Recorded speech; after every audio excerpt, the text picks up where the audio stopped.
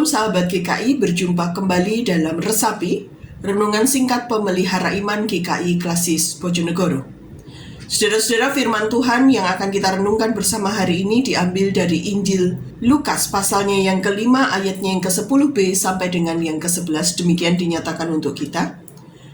Kata Yesus kepada Simon, "Jangan takut, mulai dari sekarang engkau akan menjala manusia."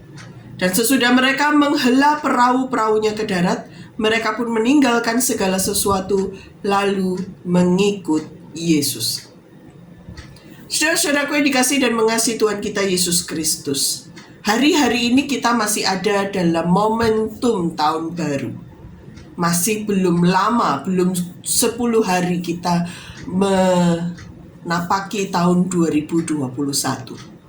Nah, saudara-saudara, momentum perubahan tahun atau pergantian tahun biasanya akan menjadi sebuah momen yang sangat tepat bagi kita untuk melakukan pembaruan dan perubahan dalam hidup. Karenanya, saudara-saudara, firman Tuhan pada hari ini akan diberikan tema kehadiran yang mengubahkan kehidupan. Ya, saudara-saudaraku yang dikasihi dan mengasihi Tuhan kita Yesus Kristus, banyak orang saat ini merasa keadaannya tidak terlalu baik. Banyak orang yang merasa keadaannya berada dalam keadaan yang suram dan bahkan mungkin tidak sedikit yang kehilangan pengharapan. Saudara-saudara, momen pergantian tahun baru saat ini memang cukup khusus. Momen pergantian tahun yang kali ini kita alami juga berada dalam situasi yang masih sama dengan 2020, yaitu pandemi. Namun meski demikian, saudara-saudara, bukan berarti bahwa kita tidak punya sesuatu yang dapat kita harapkan. Akan tetapi untuk mengubah pengharapan dari keadaan yang suram menjadi keadaan yang berpengharapan, tentu kita membutuhkan sesuatu. Nah, saudara, firman Tuhan hari ini mengajarkan kepada kita bagaimana untuk kita dapat mengubahkan pengharapan yang suram kepada pengharapan akan kehidupan yang lebih baik. Lukas pasal 5 ayat 10 sampai dengan ayatnya yang pertama sampai dengan ke-11 sebenarnya bercerita tentang bagaimana perubahan dari para nelayan yang tadinya bekerja menjala ikan menjadi seorang penjala manusia.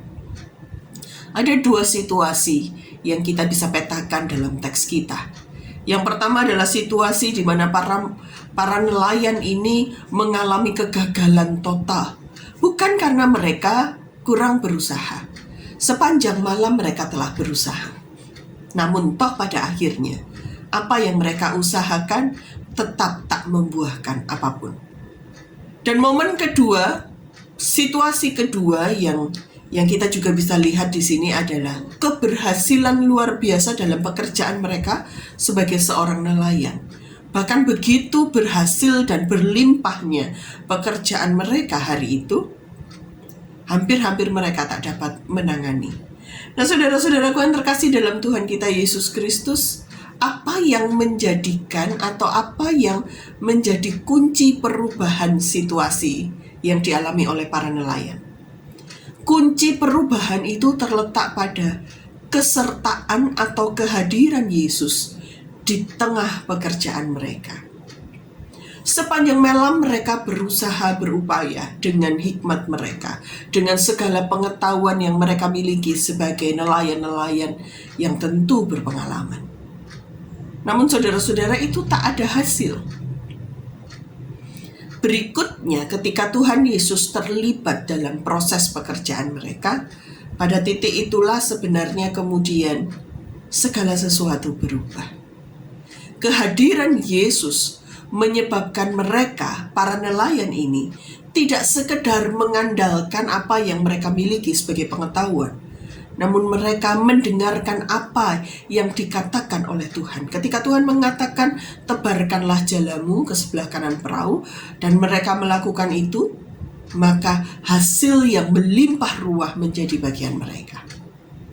Nah, saudara-saudaraku yang terkasih dalam Tuhan kita Yesus Kristus, bagian ini menjadi lebih menarik lagi ketika kita melihat bahwa justru anehnya ketika mereka terbilang berhasil dalam pekerjaan mereka, hasil yang melimpah ruah itu begitu besar, mereka justru dikatakan mereka pun meninggalkan segala sesuatu lalu mengikut Yesus. Mereka pun meninggalkan segala sesuatu lalu mengikut Yesus. Saudara, mereka mengalami yang namanya perjumpaan dengan Tuhan. Mereka menyertakan Tuhan dalam pekerjaan mereka, dan mereka pun menemukan yang namanya keberhasilan. Kehidupan yang tidak lagi menjadi sia-sia, usaha yang tidak lagi menjadi sia-sia, tapi menjadi sebuah usaha yang menghasilkan berkat. Namun saudara-saudara, penemuan mereka terhadap perjumpaan mereka terhadap Kristus di tengah kehidupan pekerjaan mereka membuat mereka menyadari bahwa sesungguhnya Yesuslah yang menjadi sumber dari segala sesuatu. Yesuslah yang menjadi pusat dari perubahan, yang menjadikan kehidupan yang tadinya suram tanpa hasil menjadi kehidupan yang penuh makna dan penuh berkat. Saudara-saudara yang dikasihi dan mengasihi Tuhan kita Yesus Kristus, adakah Kristus sungguh hadir dalam kehidupan kita? Sudahkah kita menjadi orang-orang yang mendengar apa kata Tuhan ketika kita melakukan pekerjaan apapun dalam kehidupan kita? Ketika kita menyatakan karya, sudahkah kita menjadi orang-orang yang sungguh-sungguh mendengar kata Tuhan dan bukan sekedar bersandar pada pengertian kita sendiri? Kehidupan yang bermakna hanya akan kita dapati ketika Yesus benar-benar hadir dalam kehidupan kita, bukan sekedar retorika. Yesus yang sungguh hadir dalam kehidupan dan karya kita akan menjadi sumber kekuatan kita untuk memperoleh pembaruan dalam hidup. Hidup yang tadinya tak berpengharapan akan menjadi hidup yang penuh dengan makna. Bukan soal berkatnya, bukan soal hasilnya, tetapi soal kehidupan yang menjadi bermakna.